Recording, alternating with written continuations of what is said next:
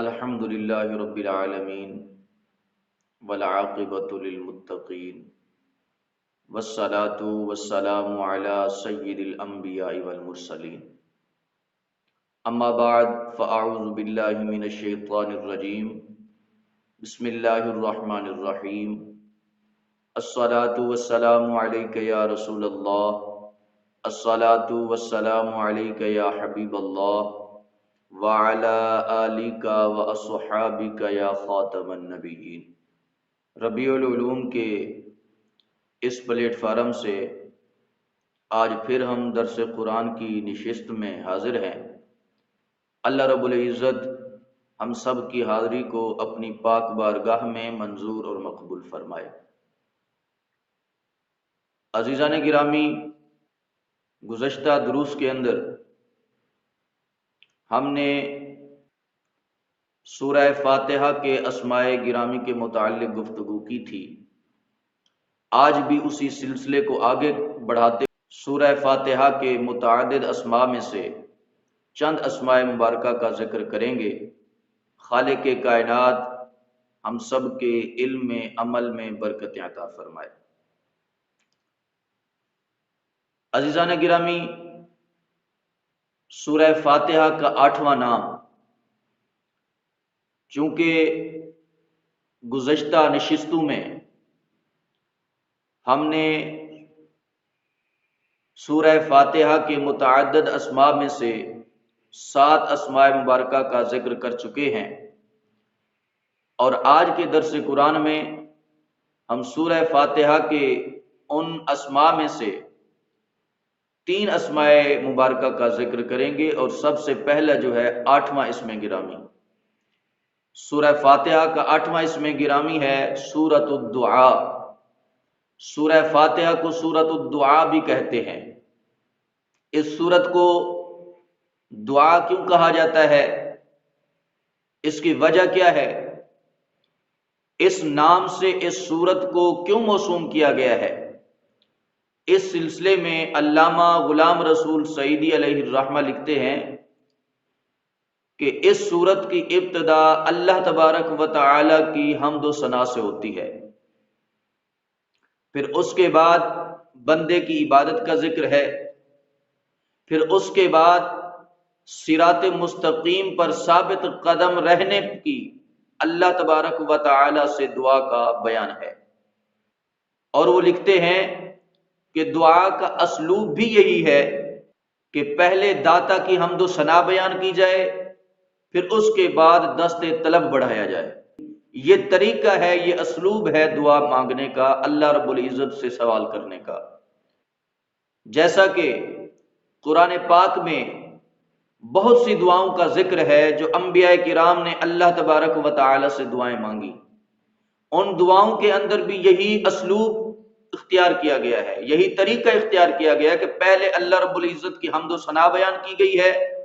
پھر اس کے بعد اپنے لیے دعا مانگی گئی ہے، اس کے بعد اللہ تبارک و تعالی سے اپنے لیے سوال کیا گیا ہے۔ مثلا سورہ شعراء کے اندر حضرت ابراہیم علیہ السلام کی دعا کا ذکر ہے۔ اللہ رب العزت نے اس دعا کو سورہ شعراء کے اندر بیان فرمایا، اور فرمایا کہ حضرت ابراہیم علیہ السلام نے کہا الذی خلقنی فہو یہدین۔ حضرت ابراہیم علیہ السلام کہنے لگے وہی رب ہے جس نے مجھے پیدا کیا اور وہی مجھے ہدایت عطا فرماتا ہے۔ والذی هو یطعمنی ویسقین، وہی رب ہے جو مجھے کھلاتا ہے اور پلاتا ہے۔ وَإِذَا مَرِضْتُ فَهُوَ يَشْفِينِ، اور جب میں بیمار ہوتا ہوں تو مجھے شفا عطا فرما دیتا ہے۔ وَالَّذِي يُمِيتُنِي ثُمَّ يُحْيِينِ،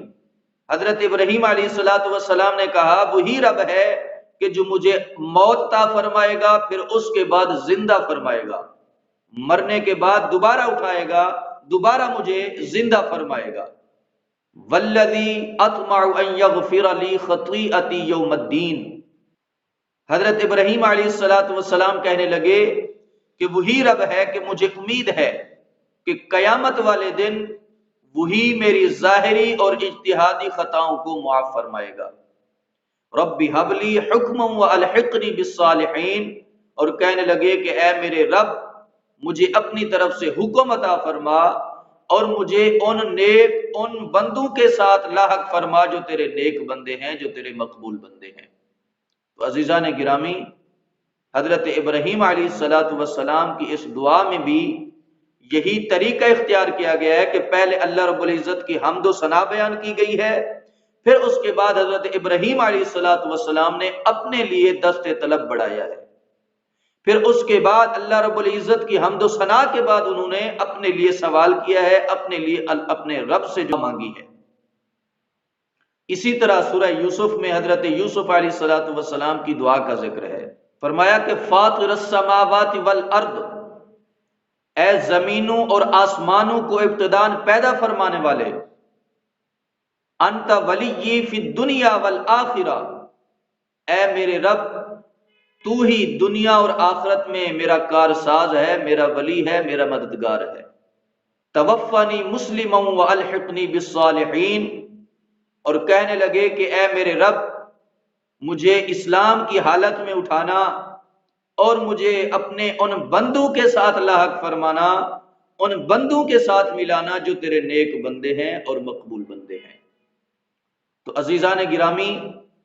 حضرت یوسف علیہ الصلاۃ والسلام کی اس دعا کے اندر بھی پہلے اللہ رب العزت کی حمد و ثنا کا بیان ہے،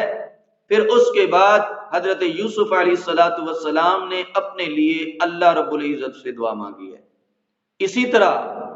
میرے پاک محبوب علیہ الصلاۃ والسلام کی بھی کثیر تعداد میں متعدد دعائیں ہیں۔ میرے پاک محبوب علیہ الصلاۃ والسلام نے خود بھی دعائیں مانگی ہیں، میرے پاک محبوب علیہ الصلاۃ والسلام نے دعا کرنے کا ایک سلیقہ بھی بتایا ہے، تعلیم بھی دی ہے۔ ان دعاؤں کے اندر بھی یہی طریقہ اختیار ہے، اسی طریقے کا حکم دیا گیا ہے کہ جب تم دعا کرنے لگو تو دعا اس طریقے سے مانگو کہ پہلے اللہ رب العزت کی حمد و ثنا کا بیان ہو، پھر اس کے بعد تم اپنے لیے اپنے رب سے جو مانگنا ہے وہ مانگ لو۔ ان دعاؤں میں سے صرف ایک دعا آپ کے سامنے پیش کیے دیتا ہوں۔ بخاری شریف میں حضرت عبادہ بن صامت رضی اللہ تعالی عنہ سے روایت ہے، آپ فرماتے ہیں کہ میرے پاک محبوب علیہ الصلوۃ والسلام نے ارشاد فرمایا کہ من تعار الی اللیل، کہ جو شخص رات کو سو جائے، رات کو سونے کے بعد پھر بیدار ہو، رات کو انسان سو گیا، سونے کے بعد پھر نیند سے جاگا، نیند سے اٹھا،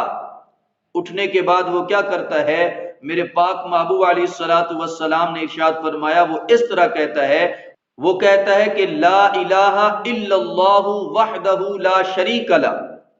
اللہ کے سوا کوئی معبود نہیں، وہ وحدہ لا شریک ہے، لہ الملک و لہ الحمد، اور اسی کے لیے بادشاہی ہے اور اسی کے لیے حمد ہے، وہو علی کل شیء قدیر، اور وہی ہر چیز پر قادر ہے۔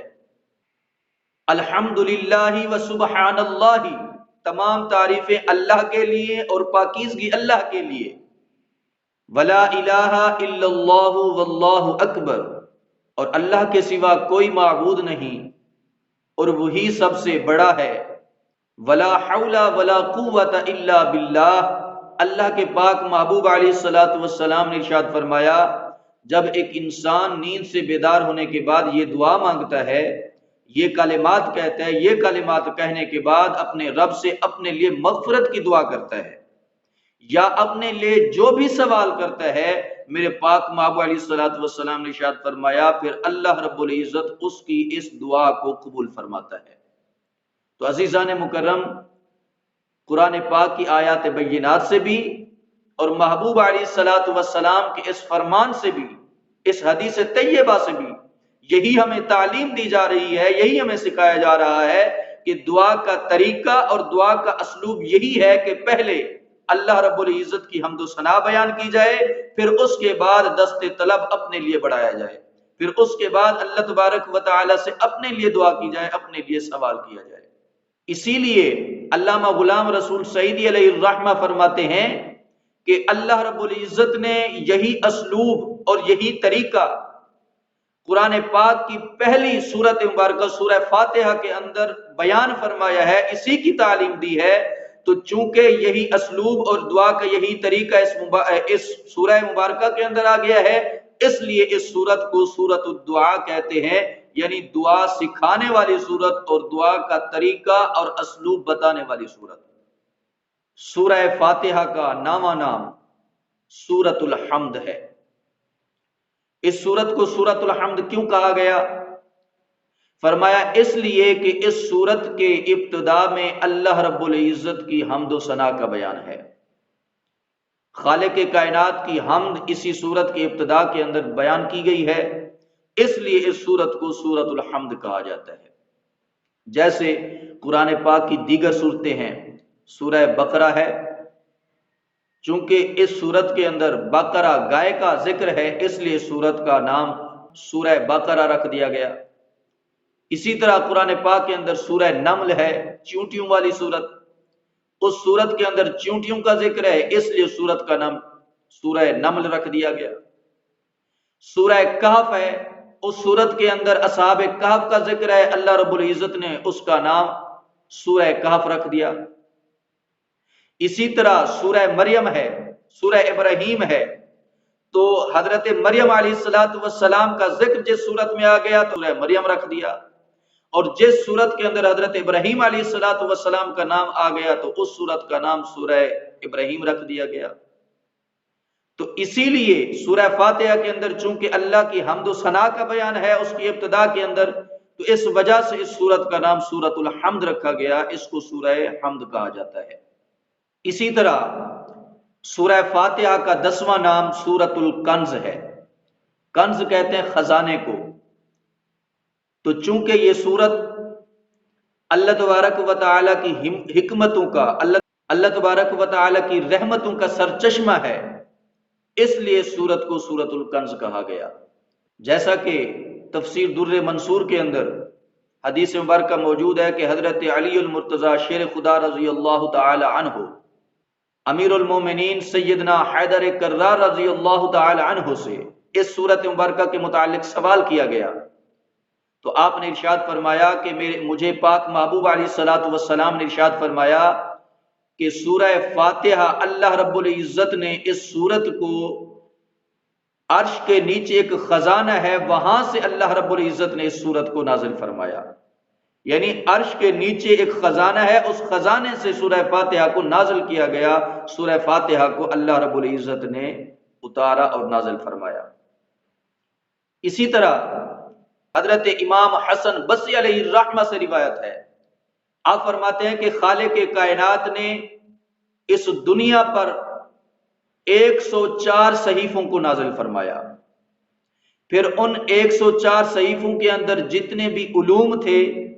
ان تمام کو جمع فرما کے اللہ رب العزت نے وہ تمام کے تمام علوم اپنی 4 کتابوں کے اندر جمع فرما دیے۔ کون سی 4 کتابیں؟ تورات، انجیل،